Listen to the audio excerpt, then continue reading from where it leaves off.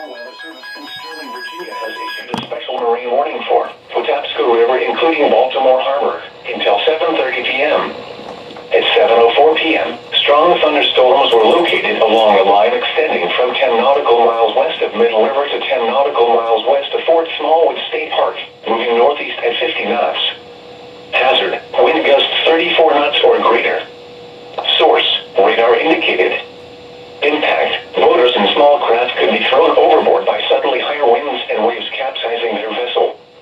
Areas impacted include Baltimore Inner Harbor, Curtis Point, Port of Baltimore, and the Francis Scott Key Bridge. Move to safe harbor immediately as gusty winds and high waves are expected.